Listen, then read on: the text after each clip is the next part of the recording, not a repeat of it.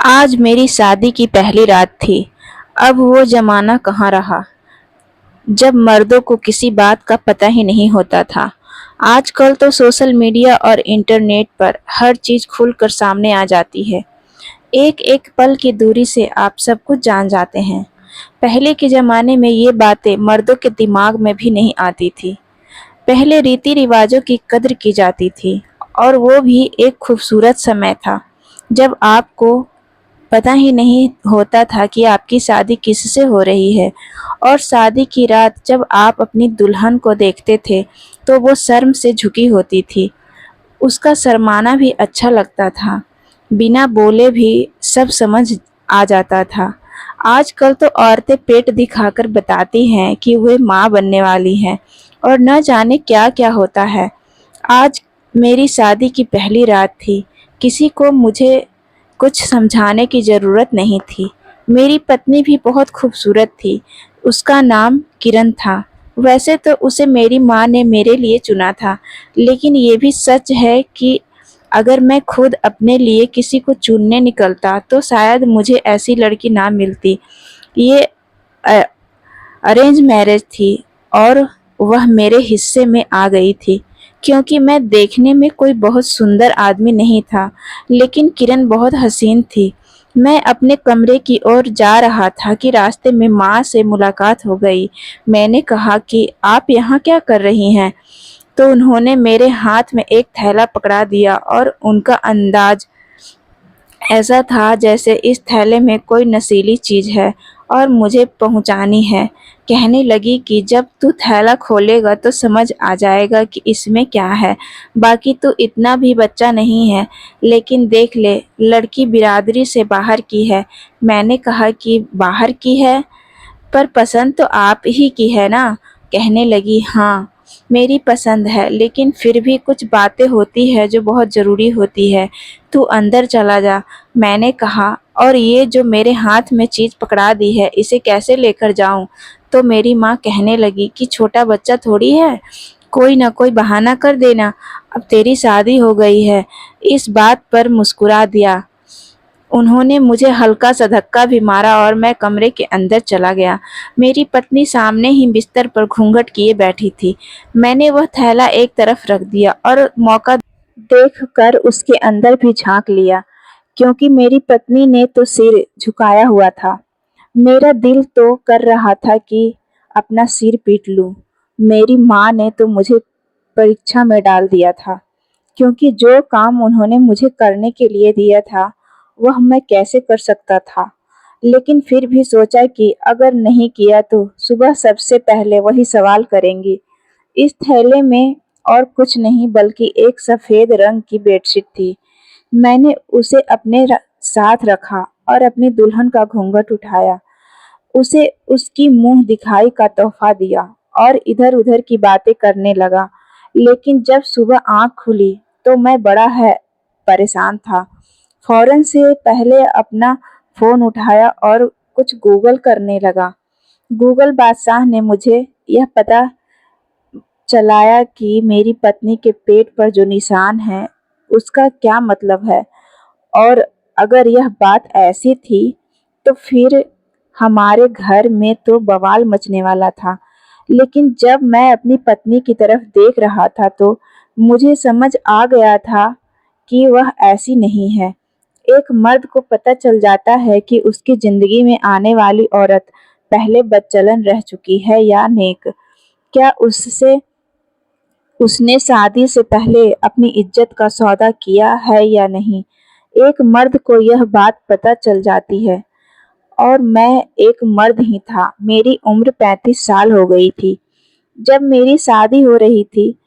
मैं कोई 18-19 साल का लड़का नहीं था कि मुझे किसी बात के बारे में पता ही ना हो। इसलिए मुझे मेरी पत्नी से कोई शिकायत नहीं थी।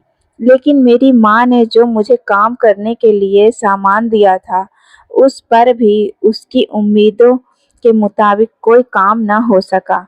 मेरी माँ ने मुझसे सवाल किए और मुझे कहा कि हमारे साथ तो फिर धोखा हो गया।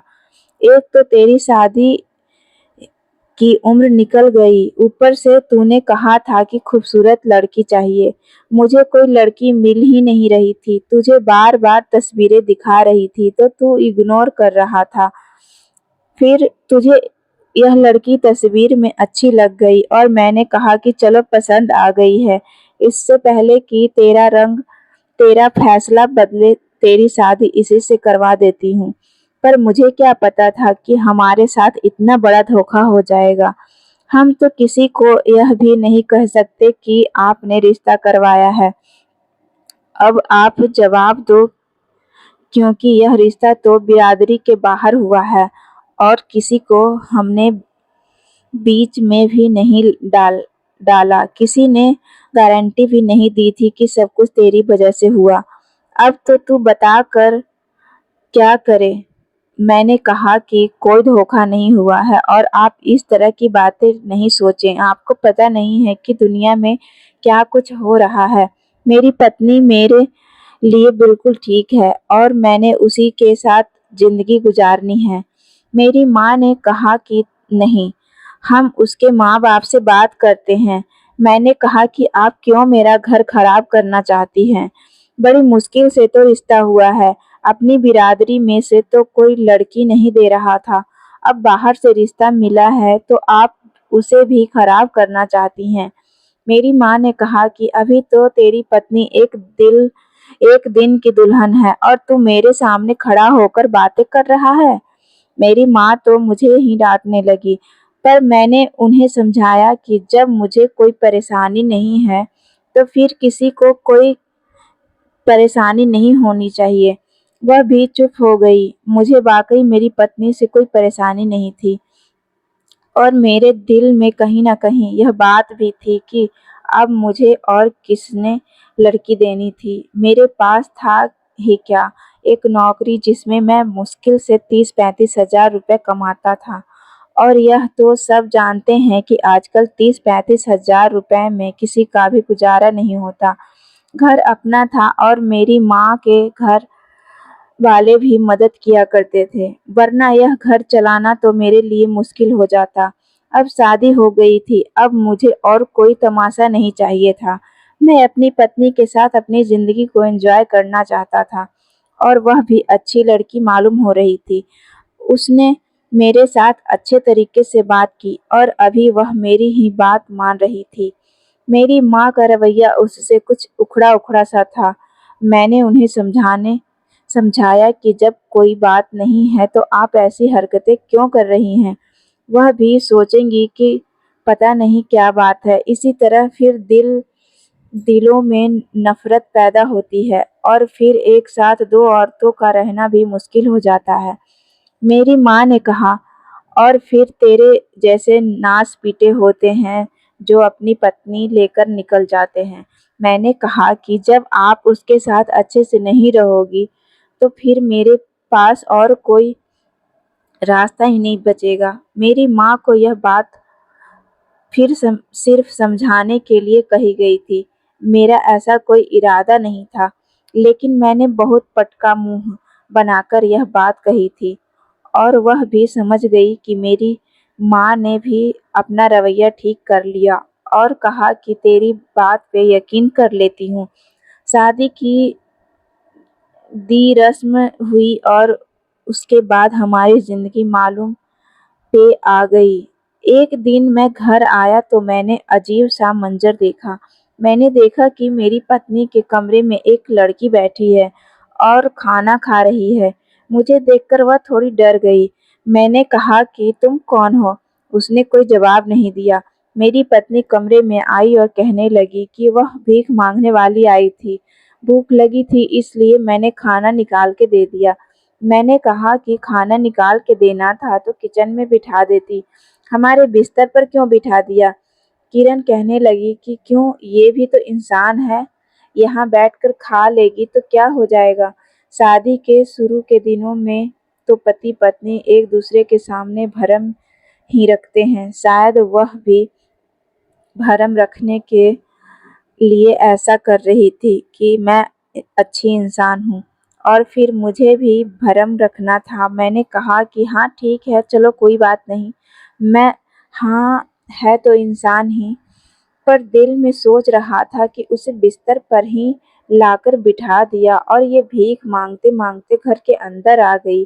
भला ये कौन-सा तरीका है? खैर, मैंने भी अपनी पत्नी के सामने उसे कुछ पैसे पकड़ा दिए और वह खुशी-खुशी वहाँ से चली गई।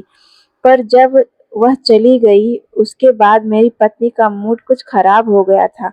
ऐसा नहीं था कि वह गुस्से में थी, लेकिन वह बहुत उदास थी। बैठे-बैठे कहीं खो जाती थी, फिर अचानक से रोने भी लगती। मैंने कहा, "जी क्या बात है?"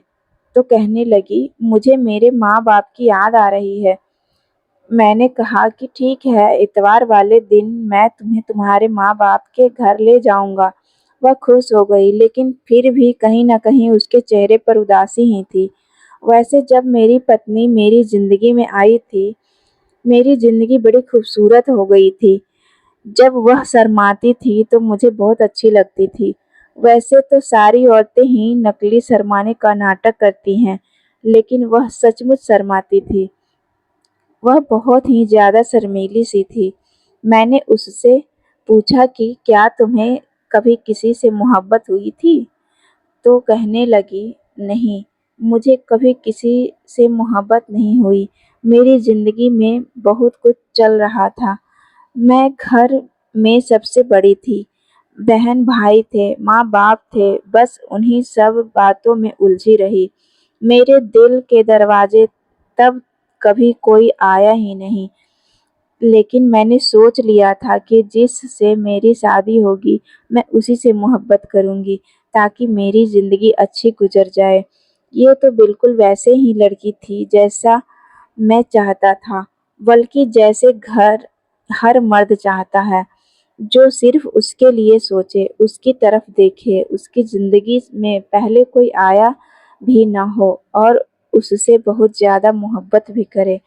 मुझे और क्या चाहिए था? मैं तो बहुत ज़्यादा खुश था, लेकिन मेरी माँ के दिल में शायद वही बात बैठ गई थी और उनका मेरी पत्नी के साथ ठीक से गुज़ारा नहीं हो रहा था। एक दिन मुझे कहने लगी कि पता नहीं क्यों तमाशा बनाया हुआ है इसने। वह लड़की आती है और ये उसको घर के अंदर घुसा लेती है, उसको चीज़ें भी देती है और अपने कमरे में बैठ के खाना खिलाती है। उसे कहो कि इतनी भी कोई लड़की अच्छी नहीं होती। ऐसे लोगों के साथ घर में बीमारियाँ आती हैं और घर भी गंदा होता है। घर के काम छोड़ के उसके पास बैठ जाती है। मैंने पहले तो अपनी माँ को कह दिया कि किसी गरीब की मदद करना कोई बुरी बात नहीं होती, इसलिए आप क्यों इतना गुस्सा कर रही हैं? पर उन्होंने कहा कि तुझे नहीं पता ना बेटा, कुछ ज़्यादा ही हो रहा है। वह तो रोज़ आ जाती है, कल को अपने साथ और भी 4 लोगों को ले आएगी। गरीबों का क्या है, उनको उँगली पकड़ा और ये बाजू पकड़ लेते हैं।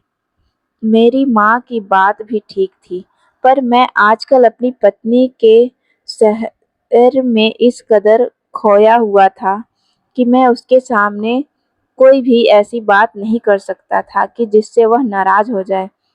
मैं नहीं चाहता था कि वह मुझसे नाराज़ हो जाए।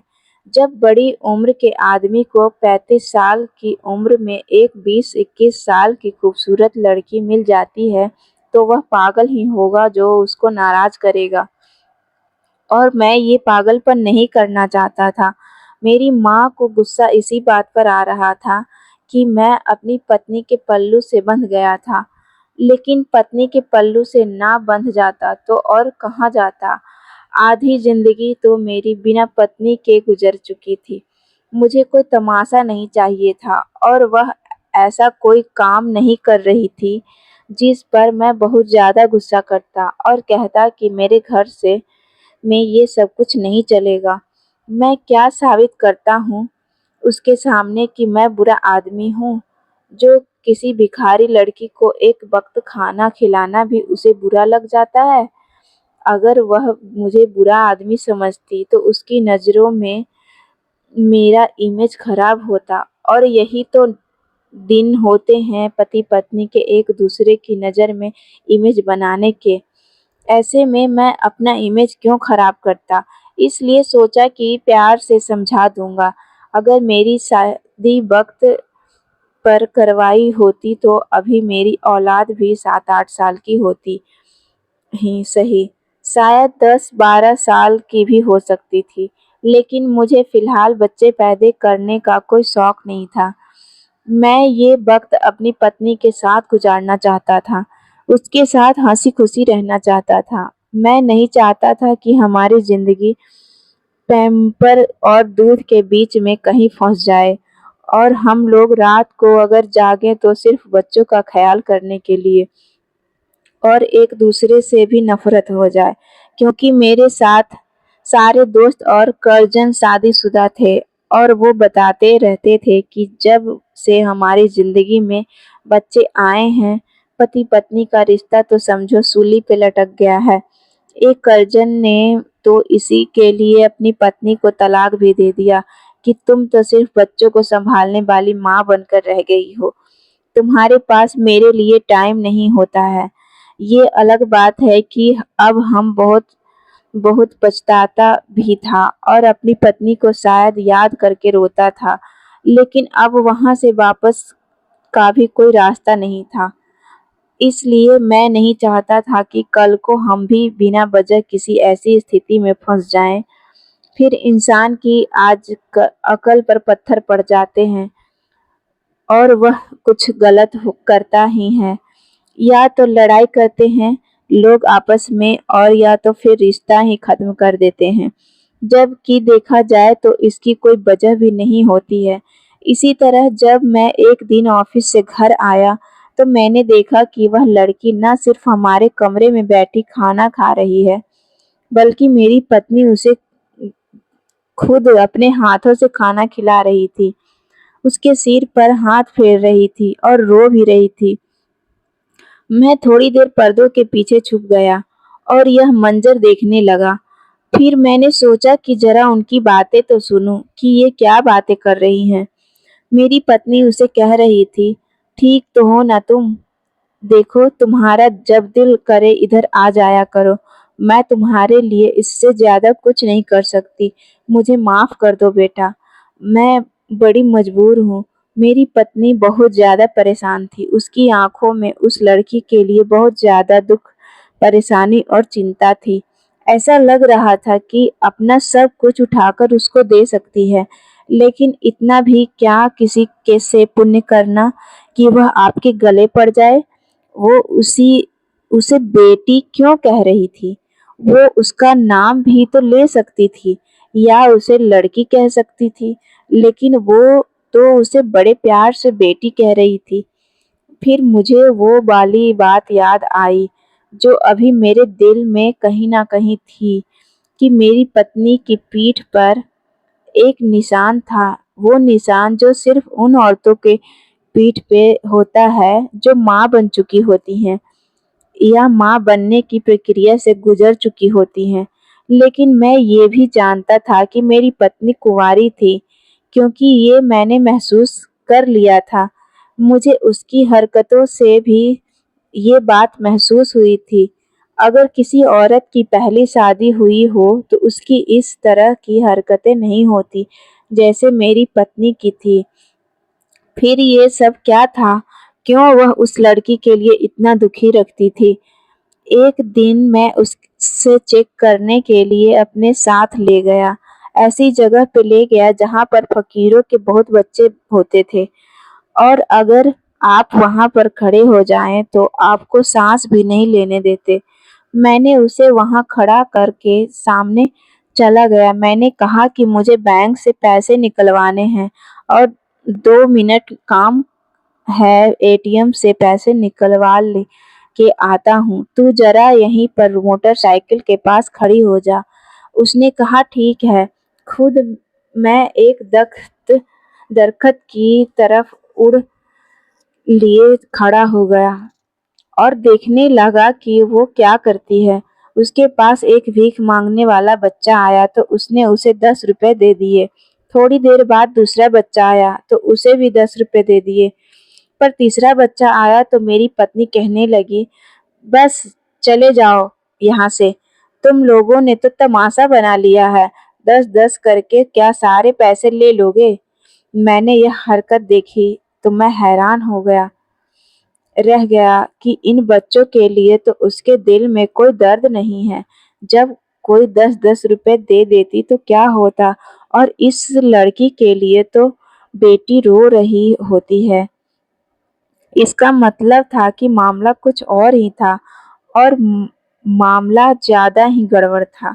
मेरी माँ भी ठीक कह रही थी, हमें बड़ों के तजुर्बे पर भरोसा कर लेना चाहिए। आखिर वो आखिर वो उस रास्ते से गुजर चुके हैं और उस रास्ते पर नए होते हैं। आजकल इस समाज में क्या नहीं हो रहा है, बहुत कुछ हो रहा है, और किसी को भी बेवकूफ़ बनाना अब कौन सी मुश्किल रह गया है। हो सकता है वो मुझे बेवकूफ़ बनाने में कामयाब हो गई हो, और मैं भी पागलों की तरह यह सोच बैठा हूँ कि मेरी पत्नी बहुत अच्छी है, क्योंकि मुझे उसका अचानक से ये बदला हुआ रवैया बहुत ही अजीब लग रहा था। इस लड़की के साथ वो ऐसे पेश आती थी जैसे वो उसकी अपनी औलाद हो, और ये भी तो उसी उम्र के बच्चे थे, ये भी तो फ़कीर के थे पैसे माँग रहे थे। फिर उसके साथ इस तरह के से पेश क्यों आ रही थी? अपने बच्चे तो अपने ही होते हैं, न दूसरों के बच्चे कभी भी अपने बच्चों जैसा प्यारे नहीं लगते। जो जज़्बात इंसान के दिल में अपनी-अपनी औलाद के लिए होते हैं, वो दूसरे की औलाद के लिए कम ही देखते हैं। और ये एक ऐसी हकीकत है जिस जिसको मानता कोई नहीं, पर होता ऐसा ही है। अब मेरे पास 2 ही रास्ते थे, या तो मैं अपनी पत्नी से पूछ लेता और उसके सामने ये सारी बातें रख लेता। लेकिन ऐसी बात है, माँ भी बातें कर रही है। मैंने कब अभी देखा था, लेकिन फिर वो कहती कि आपने मेरी जासूसी क्यों लगाई? आप मुझसे सीधा पूछ लेते। लेकिन मैं जानता था कि अगर मैं सीधा पूछता तो वो फिर उसने मुझे सच नहीं बताया ना था। मैंने बातों-बातों में उससे पूछने की कोशिश की कि किसी तरह मुझे ह इस हवाले से कोई बात पता चले, पर वह मुझे बहुत चालाकी से जवाब दे रही थी। मैंने कहा कि कभी तुम्हारे लिए पहले कोई रिश्ता आया था, तो कहने लगी, हाँ, रिश्ता आया था, लेकिन मेरे बाबा ने इनकार कर दिया था। बस फिर आपका रिश्ता आया तो हाँ कर दिया। मैंने कहा कि तुम्हारी उम्र में और मेरी उम्र में बहुत ज़्यादा फ़र्क है, फिर तुम्हारे बाप ने क्यों हाँ कर दिया? तो उनका जवाब था कि बाबा कहते हैं, मर्द की उम्र कोई नहीं देखता, उनकी कमाई देखते हैं। मैंने उसे कहा कि मेरी कमाई भी कोई इतनी ज़्यादा अच्छी नहीं थी, तो उसका जवाब ये था कि हाँ, पर हमारे हिसाब से ठीक थी, और वैसे भी मेरे बाबा शरीफ लोगों से रिश्ता करना चाहते थे, और आप लोग बहुत शरीफ हैं और ख़ानदान भी छोटा है।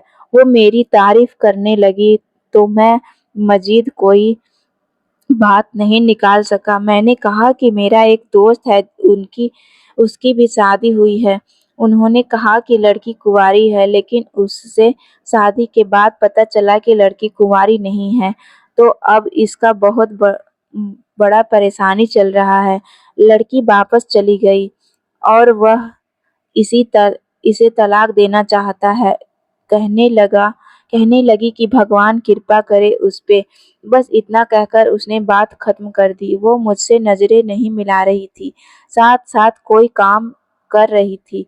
साफ-साफ पता चल रहा था कि उसके दिल में कोई खोट है, और मेरे दिल में भी बात आ चुकी थी। अब मैं ये बात अपने दिल में लेकर कब तक फिरता रहूँगा? मैंने गलती तो कर दी, लेकिन अपनी माँ से भी ये बात नहीं कह सकता। मैंने अपनी माँ को सब कुछ बता दिया। वो भी यही कहने लगी कि मुझे तो पहले दिन से ही इस लड़की में गड़बड़ लगती थी। भला ऐसा भी होता है कभी? किस लिए दी थी मैंने मुझे तुझे सफ़ेद चादर, वो भी नहीं हो सकता। ये लड़की गड़बड़ में है, मैंने तुझे पहले ही दिन बता दिया है। मैंने कहा कि आप उसके मुँह पे कोई बात ना कर देना, मैं खुद इस मामले से निपटूँगा। तो मेरी माँ कहने लगी कि किस तरह निपटेगा, क्या कर लेगा वो, क्या तुझे अपने मुँह से तुझे हकीकत बताएगी। आजकल लड़कियाँ बड़ी चालाक हो गई है, बड़ी समझदार हो गई है, हर बारे में उनको पता है ऐसी चीज़ें आई है इस दुनिया में, ये किसी भी बात पर भरोसा नहीं किया जा सकता। और बेटा कोई जुबान तो किसी की देखता नहीं है, किसी के दिल में कोई झाँक नहीं सकता कि अंदर क्या चल रहा है। मेरी माँ ने मुझे बहुत लेक्चर दिया और कहा कि बस तू उसको छोड़ने की तैयारी कर ले, लेकिन ऊपर वाला जानता है कि मेरा ऐसा कोई इरादा नहीं था। मैं बस हकीकत तक पहुँचना चाहता था। उसके बाद मेरी पत्नी अगर मुझसे माफ़ी माँगती है और मुझे सारी मुझसे हकीकत बता देती है तो उसे माफ़ कर देता। उसे छोड़ने के मूड में बिल्कुल भी नहीं था। लेकिन मुझे ये नहीं पता था कि मेरा इरादा बदल जाएगा, क्योंकि वो एक दिन फिर से उस लड़की के पास आस-पास फिर रही थी। वो कम से कम लड़की थी और वो भी इस बार इधर आ जाती थी। मैंने अपनी माँ से कहा कि अब आप बीच में ना बोलना, उसे भी यहाँ आने दो और उसे भी यही कर दे तो जो ये कर रही है, क्योंकि अब मैंने देखना है कि होता क्या है। मैंने अपने कमरे में एक सीसीटीवी कैमरा लगा दिया जो बेहद नई नज़दीक तकनीक का था और बहुत ही छोटा-सा था, और उसका कनेक्शन मैंने अपने मोबाइल से कर लिया था, जो वाक़ई में वाई-फाई के ज़रिए कनेक्ट हो जाता था। खुद मैं ऑफ़िस चला गया और जानबूझकर कहा कि बहुत देर से आऊँगा। पूरे दिन की रिकॉर्डिंग मेरे पास आ गई थी। वो लड़की 3-4 दिन के बाद आती थी और मुझे पता था कि आज वो ज़रूर आएगी, और वही हुआ जो कि वो आज घर आई और बैठी बातें भी कर रही थी। ये कैमरा नई तकनीक का था, उसमें आवाज़ भी रिकॉर्ड हो गई थी। मैंने देखा कि वो लड़की कमरे में आई तो मेरी पत्नी ने उसे ऐसे गले लगाया कि जैसे वो उसकी अपनी औलाद है। फिर उसे खाना खिलाने लगी, उसे कुछ पैसे भी दिए, चॉकलेट भी दी और उसके लिए कुछ कपड़े बनवाए थे, वो भी निकाल के दी। कहने लगी, तुम फ़िक्र ना करो, मैं तुम्हें बहुत जल्द यहाँ ले आऊँगी। तुम तो मेरी औलाद हो, मेरा सब कुछ हो। ये सुनकर तो मैं आग बबूला हो गया और फ़ौरन घर आया। अपनी पत्नी को कहा कि ज़रूरी बात करनी है। कमरे के अंदर से कुंडी लगा दी और उसे अपने सामने बिठाकर फ़ौरन वो वीडियो दिखा दी जो कमरे में रिकॉर्डिंग हुई थी। अब उसे कोई बात आए न जाए मेरी शक्ल देख रही थी। मैंने कहा कि बताओ ये सब कुछ क्या है? तुम पहले से शादीशुदा हो और तुम्हारी इतनी बड़ी बेटी है। कब हुई थी तुम्हारी पहली शादी? लगता है तुमने तो उम्र के बारे में भी हमसे झूठ बोला है। तुम जैसी औरत होती है, हम जैसे मर्दों को फँसा लेती है। शर्म आनी चाहिए तुम्हें। मतलब मैं तलाक दे दूँ या वहीं फेंक आऊँ जहाँ पे तुम्हें पहले ही चले जाना चाहिए। मेरे मुँह में जो आया मैंने बोल दिया। वो चुप करके सुनती रही। फिर उसने कहा कि ठीक है, आप जो फैसला करेंगे मुझे मंज़ूर होगा, लेकिन पहले मेरी पूरी बात सुन लें। मैंने कहा कि बोलो क्या बात है? और उसने मुझे अपनी असल कहानी सुनाई, जिसे सुनकर मैं वाक़ई हैरान रह गया। उसने कहा कि मेरे माँ-बाप ने एक लड़के के साथ मेरा रिश्ता तय किया था, जो बहुत ज़्यादा अमीर था। इतना अमीर था कि मैं क्या बताऊँ, और वो तोहफ़े में प्लॉट और न जाने क्या-क्या देने वाला था। लेकिन एक कमी थी कि उसकी पहले से शादी हो चुकी थी। पत्नी उसकी इस दुनिया में नहीं थी और उसकी एक बेटी थी। ये वह ये वही बेटी है जो हमारे घर आती है। मेरे बाप ने लालच में आकर रिश्ता तय कर दिया और ये बेटी भी बार-बार मेरे घर आने लगी और मेरी उसके साथ दोस्ती हो गई। उसका नाम सुमित्रा है और ये मुझे माँ माँ भी कहने लगी। मुझे भी अच्छा लगने लगा। मैंने भी स्वीकार कर लिया था कि उसके साथ ज़िंदगी गुजारनी है तो उसे स्वीकार कर लूँ। लेकिन अभी हमारी सगाई ही हुई थी कि उस शख्स के साथ बहुत बुरा हुआ। वह एक हादसे का शिकार हुआ और इस दुनिया से चला गया। उसकी दौलत भी उसके घर वालों ने कब्जा कर लिया और उसके भाइयों ने उस लड़की को घर से निकाल दिया। अब ये कभी इधर-उधर फिरती है, उसकी एक मौसी के घर जाती है, लेकिन उसका पति भी इसको स्वीकार नहीं करता है और ये बेचारी भूखी ही रहती है। मुझसे बहुत प्यार करती है, इसलिए मेरे पास आ जाती है और मेरे दिल में भी उसने जगह बना ली है। मैं उसका थोड़ा एहसास कर लेती हूँ, ख़याल कर लेती हूँ, बस उससे ज़्यादा और कुछ नहीं है। अगर इस बात पर आप मुझसे आप गीता की कसम भी मांगते हैं तो मैं देने को तैयार हूँ। वो रोने लगी और आज उसकी आंखें बता रही थी कि वो सच बोल रही थी और मैंने उसे न जाने क्या-क्या कह दिया। रही बात उस निशान की तो उसने बताया कि बचपन में मेरे ऊपर गरम तेल गिर गया था और ये उसी का निशान है जो इत्तेफाक से ऐसा बन गया है। मैंने कहा कि मुझे माफ़ कर दो, देखो मेरी जगह कोई और भी होता तो वह यही सोचता। उसने कहा कि हाँ, यही सोचता है, लेकिन आपको मेरे किरदार पर इल्ज़ाम नहीं लगाना चाहिए था।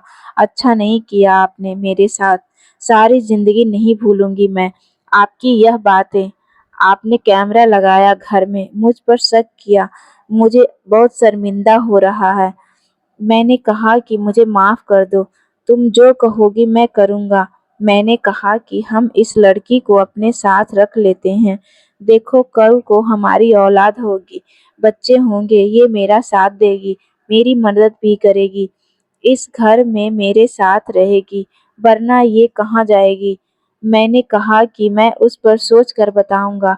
मैंने बहुत सोचा और बहुत सोचने के बाद मैंने कहा दिया कि ठीक है, तुम उस लड़की को अपने साथ रख लो, लेकिन कल को उसके रिश्तेदार का कोई परेशानी हो या किसी को ऐसी बात कि वो उसे ले जाए या उस तरह की कोई हरकत हुई तो फिर तुम्हें ही सब कुछ सँभालना होगा।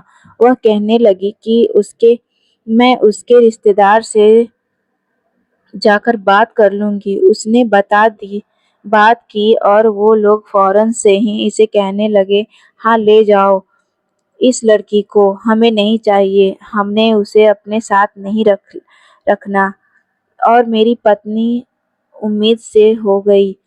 उसने मेरी पत्नी का बहुत ख़याल रखा और जब मेरा बेटा इस दुनिया में आया तो सुमित्रा ने उसको भी अपने भाई की तरह प्यार दिया। वह उसको सँभालती भी थी और मेरी पत्नी भी बहुत मदद भी करती थी। हमने भी उसे इसी तरह रखा हुआ था कि जैसे अगर आज हमारी बेटी होती तो हमारे साथ इसी तरह रहती। हम उसके साथ कोई फ़र्क नहीं करते थे। यूँ समझो कि हमारे 2 बच्चे थे। मेरे दिल में भी अचानक से ये ख़याल आया कि शायद भगवान ने मेरे दिल में यह बात डाल दी थी कि मुझे इस अनाथ के सर पर हाथ रखना है और फिर मेरे दिल में कोई मलाल नहीं रहा। मेरी माँ ने भी उसे स्वीकार कर लिया और कहा कि कोई परेशानी नहीं है। अब हम लोग एक ही घर में हँसी-खुशी रहते हैं। जहाँ जाते हैं सुमित्रा को भी साथ ले जाते हैं। वह हमारे साथ होती है, वह अपने भाई का भी बहुत ख़याल रखती है और हम लोग उसका भी बहुत ख़याल रखते हैं। बहुत ही अच्छी लड़की है। हमें उसके साथ हमारे साथ रहने से कोई परेशानी नहीं है, बल्कि फ़ायदा ही है और मेरी पत्नी भी बहुत खुश रहती है, मेरी हर बात मानती है। मुझसे कोई लड़ाई-झगड़ा वह पहले भी नहीं करती थी और अब भी नहीं करती है और मेरी बहुत तारीफ़ भी करती है।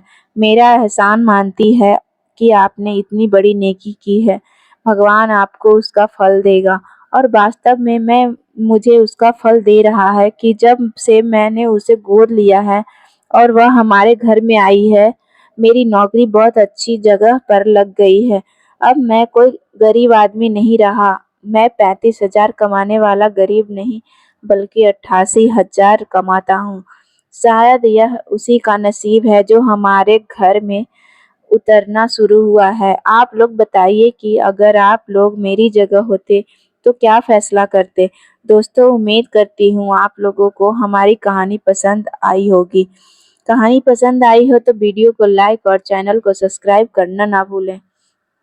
तो मिलते हैं अगले किसी स्टोरी में, तब तक के लिए नमस्कार। हंसते मुस्कुराते रहिए, खुश रहिए।